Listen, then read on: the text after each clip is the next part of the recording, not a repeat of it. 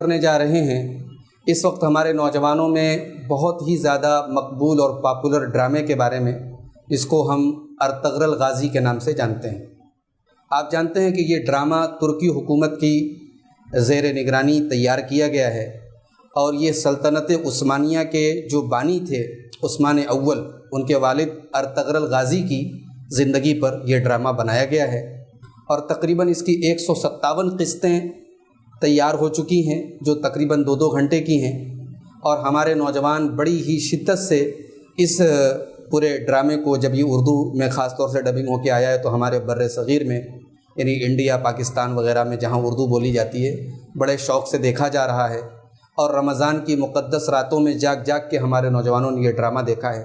آج اس ڈرامے کے بارے میں کچھ باتیں آپ کے سامنے ہم رکھنا چاہتے ہیں۔ محترم ناظرین، اللہ تعالیٰ نے سورہ لقمان کی آیت نمبر 6 میں فرمایا، وَمِنَ النَّاسِ مَن يَشْتَرِي لَهْوَ الْحَدِيثِ لِيُضِلَّ عَن سَبِيلِ اللَّهِ بِغَيْرِ عِلْمٍ وَيَتَّخِذَهَا هُزُوًا أُولَٰئِكَ لَهُمْ عَذَابٌ مُّهِينٌ۔ لوگوں میں کچھ ایسے لوگ ہوتے ہیں جو لہو الحدیث کو، لغو باتوں کو خریدتے ہیں تاکہ اللہ تعالیٰ کی راہ سے لوگوں کو بھٹکائیں اور اللہ کے دین کا مذاق بنائیں۔ ایسے ہی لوگوں کے لیے ذلت والا عذاب ہے۔ اس آیت کریمہ میں اللہ تعالیٰ نے ایک لفظ استعمال کیا، لہو الحدیث۔ یہ لہو الحدیث کیا ہے؟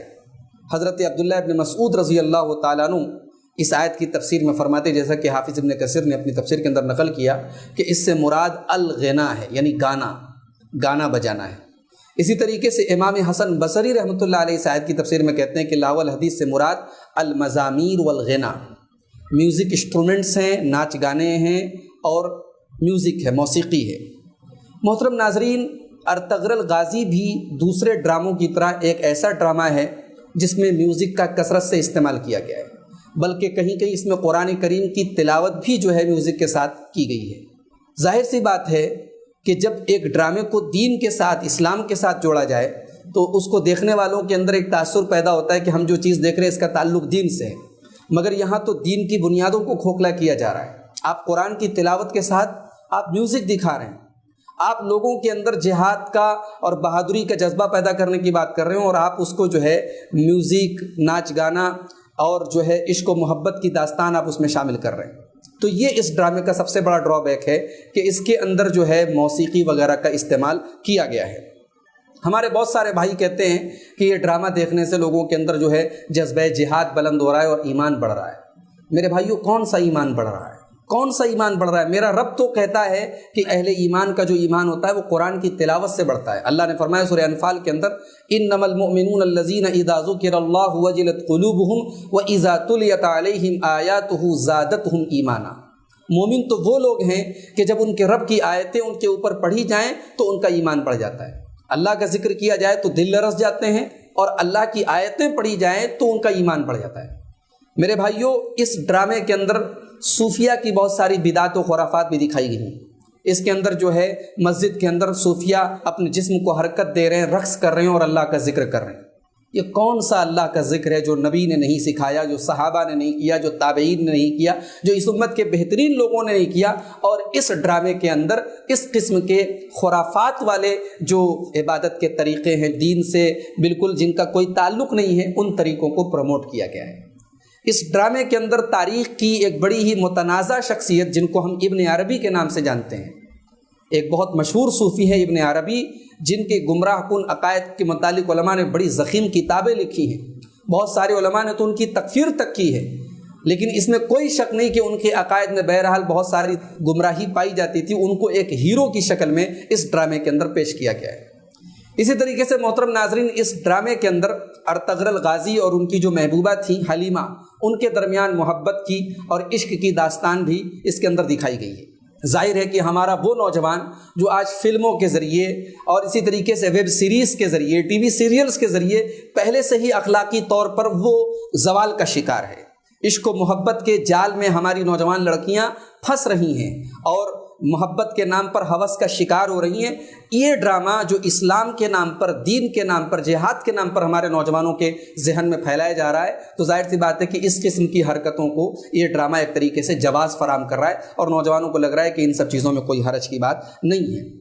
اور افسوس کی بات یہ ہے میرے بھائیوں کہ ہمارے بہت سارے اسکالرز اور علماء کے طبقے میں بھی کچھ ایسے لوگوں کے بیانات میں نے دیکھے یوٹیوب پر جو کہتے ہیں کہ بھائی ڈرامہ تو صحیح نہیں ہے، ڈرامے کے اندر تو برائیاں ہوتی ہیں، مگر وہ لوگ جو فلمیں دیکھتے ہیں، وہ لوگ جو سیریل دیکھتے ہیں، وہ لوگ جو گندی چیزیں دیکھتے ہیں، اگر وہ لوگ دیکھ رہے ہیں ارطغرل غازی تو دیکھنے دو، کچھ نہ کچھ اچھی چیزیں سیکھیں۔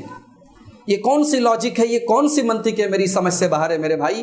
ہم حرام چیزوں سے روکنے کے لیے ہم اس کا بدل حلال پیش کریں گے، ہم زیادہ حرام کے مقابلے میں کم حرام نہیں پیش کریں گے، ہماری شریعت کا فارمولہ نہیں ہے۔ ایک آدمی شراب پی رہا ہے تو چلو بھائی تم شراب مت پیو، شراب بہت خطرناک چیز ہے، چلو تم سگریٹ پی لو، تم بیڑی پی لو، تم تمباکو کھا لو۔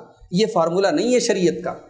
جو چیز غلط ہے وہ اگر ویب سیریز کی شکل میں ہے تو بھی غلط ہے، اگر بالی ووڈ فلم کی شکل میں ہے تو بھی غلط ہے، اور اگر ارطغرل غازی کی شکل میں ہے تو بھی غلط ہے۔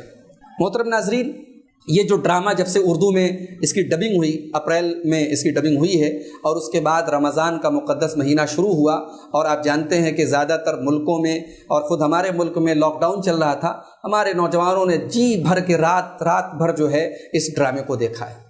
آپ غور کریں کہ رمضان کی وہ مقدس راتیں جو عبادت کے لیے ہوتی ہیں، جو اللہ کی بارگاہ میں رونے کے لیے ہوتی ہیں، جو مناجات کے لیے ہوتی ہیں، ان راتوں کو ہمارے نوجوانوں نے اس سیریل میں برباد کیا ہے، اور ابھی بھی اس سیریل کو دیکھ کر اتنے متاثر ہو رہے ہیں کہ ابھی ہمارا ایمان بڑھ رہا ہے، ہمارے ایمان کو طاقت مل رہی ہے۔ آپ کے ایمان کو حضرت علی رضی اللہ تعالیٰ عنہ کی سیرت پڑھ کے تازگی اور مضبوطی نہیں ملی؟ فاتح خیبر سیدنا علی مرتضیٰ کی سیرت کبھی آپ نے پڑھی؟ کبھی آپ نے سیف اللہ حضرت خالد بن ولید کی سیرت پڑھی؟ کبھی آپ نے فاتح مصر سیدنا عمرو بن عاص کی سیرت پڑھی؟ کبھی آپ نے فاتح سندھ محمد بن قاسم کی سیرت پڑھی؟ کبھی آپ نے فاتح اندلس طارق بن زیاد کی سیرت پڑھی؟ نہیں پڑھی آپ نے، نہیں پڑھی آپ نے۔ کیوں؟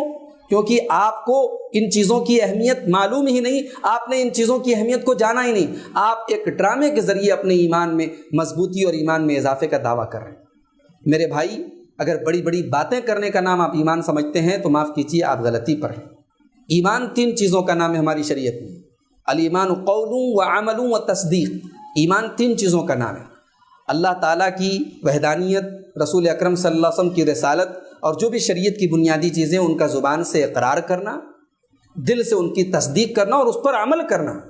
اس ڈرامے کو دیکھ کر کے بڑی بڑی باتیں، کوئی کہہ رہا ہے گھڑ سواری کا شوق میرے اندر پیدا ہو رہا ہے، کوئی کہہ رہا ہے میرے اندر جذبہ جہاد پیدا ہو رہا ہے۔ بڑی بڑی باتیں کرنا اور جو ہے یہ کہنا کہ ہمارے ایمان میں اضافہ ہو گیا، مسجدیں ابھی بھی خالی ہیں، قرآن سے ہم ابھی بھی دور ہیں، نمازوں سے ہم ابھی بھی دور ہیں، اور ہم دعویٰ کر رہے ہیں کہ ایک ڈرامہ دیکھ کر کے ہمارے ایمان میں اضافہ ہو گیا ہے۔